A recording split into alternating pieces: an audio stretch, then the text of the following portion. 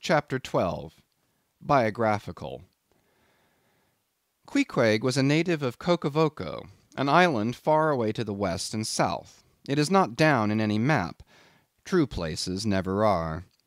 When a new-hatched savage, running wild about his native woodlands in a grass-clout, followed by the nibbling goats as if he were a green sapling, even then in Queequeg's ambitious soul lurked a strong desire to see something more of Christendom than a specimen whaler or two.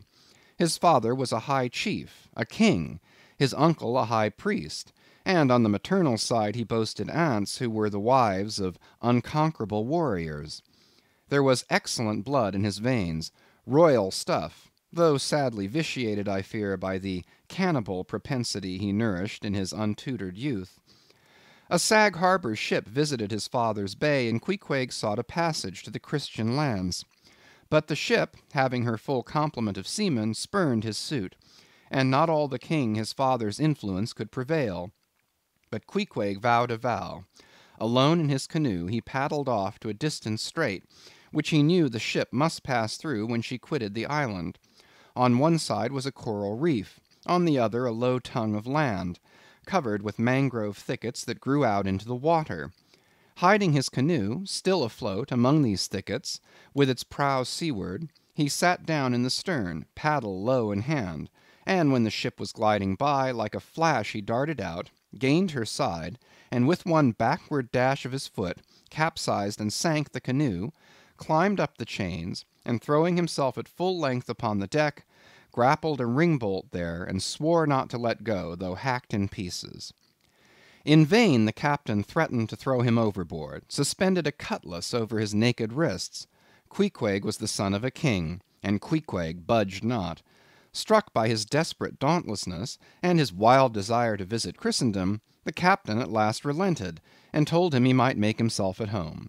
But this fine young savage, this sea Prince of Wales, never saw the captain's cabin. They put him down among the sailors, and made a whaleman of him.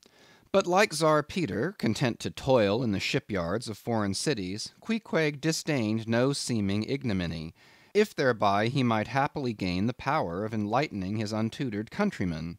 For at bottom, so he told me, he was actuated by a profound desire to learn among the Christians the arts whereby to make his people still happier than they were, and more than that, still better than they were.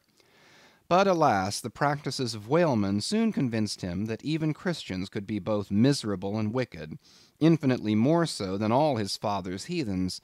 Arrived at last in old Sag Harbor, and seeing what the sailors did there, and going on to Nantucket, and seeing how they spent their wages in that place also, poor Queequeg gave it up for lost. Thought he, it's a wicked world in all meridians. I'll die a pagan. And thus, an old idolater at heart, he yet lived among these Christians, wore their clothes, and tried to talk their gibberish. Hence the queer ways about him, though now some time from home. By hints I asked him whether he did not propose going back, and having a coronation, since he might now consider his father dead and gone, he being very old and feeble at the last accounts. He answered no, not yet, and added that he was fearful Christianity, or rather Christians, had unfitted him for ascending the pure and undefiled throne of 30 pagan kings before him. But by and by, he said, he would return, as soon as he felt himself baptized again. For the nonce, however, he proposed to sail about, and sow his wild oats in all 4 oceans. They had made a harpooner of him, and that barbed iron was in lieu of a scepter now. I asked him what might be his immediate purpose touching his future movements. He answered to go to sea again in his old vocation. Upon this I told him that whaling was my own design, and informed him of my intention to sail out of Nantucket, as being the most promising port for an adventurous whaleman to embark from. He at once resolved to accompany me to that island, ship aboard the same vessel, get into the same watch, the same boat, the same mess with me, in short, to share my every hap, with both my hands in his, boldly dip into the potluck of both worlds. To all this I joyously assented, For besides the affection I now felt for Queequeg, he was an experienced harpooneer, and as such could not fail to be of great usefulness to one who, like me, was wholly ignorant of the mysteries of whaling, though well acquainted with the sea, as known to merchant seamen.